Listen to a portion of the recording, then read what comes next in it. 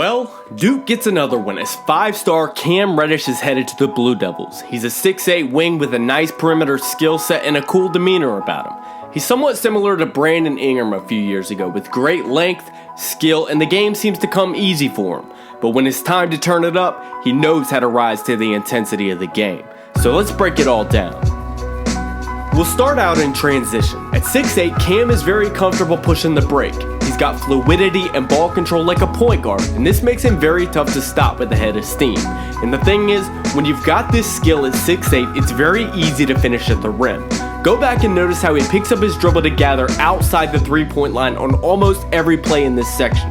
This is where length and athleticism come into play, and it's one reason why size does matter. And in Cam's case, it makes him dominant when pushing the ball or filling the lanes in transition. Cam has the ability to attack the basket in a number of ways. Just ask his future teammate Trey Jones. At a triple threat, he likes to rip through to attack with his right hand. But then off the dribble, he likes to operate with the ball in his left hand, and here's why. His go-to move is the left-handed hezzy because it gets a good burst and can blow by defenders. And his counter move to the hezzy is to cross hard back to his right. You'll see this move done on several of his pull-ups as well, but it's very quick, very controlled, and allows him to blow by his defender. So as we head into his pull-up game, we'll see several of the same tendencies. And each and every shot we see here, he's pulling up after a left-handed dribble, which is common for a lot of righties. And here we see that same left-to-right cross, straight into a jumper from 3. Notice the perfect 1-2 step footwork and great elevation. This is a high-level shot from Cam. Not to mention that he's knocking down all these jumpers in transition, and they're all from the same game against Marvin Bagley. The last one here, we see him use a great dribble jab move to create separation when running off the screen. Once again, a high-level shot from Cam.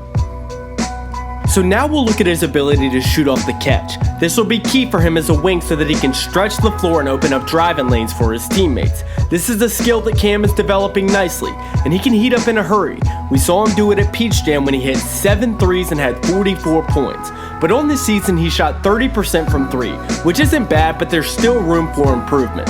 The most important factor is that he's got the ability to hit it, so the defense will have to respect it. Aside from all the scoring, I think that Cam's playmaking skills and his ability to create for others is an area of his game that can set him apart. When you talk about 6'8" scoring wings, several of them come to mind. But when you talk about 6'8" point forwards, that list gets pretty narrow. And I don't think it's simply Cam's willingness to pass the ball that makes him good in this area. I think he has good vision and a high IQ, but most importantly, he knows where all of his options are when he's handling the ball. Whether it's pushing the ball in transition, attacking the basket in the half court, or operating with a ball screen, he's got the potential to become a very good playmaker.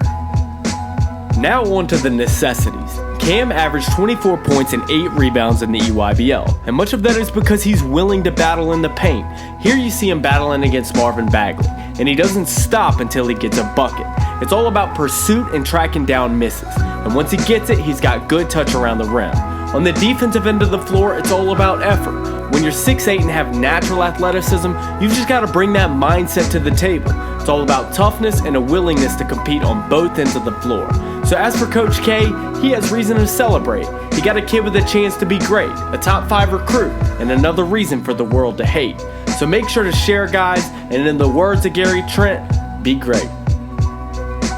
Thanks for checking out today's breakdown. Tune in next week for another episode of Film Room Fridays at 5 p.m. Don't forget to hit that subscribe button, and we'll see you next week.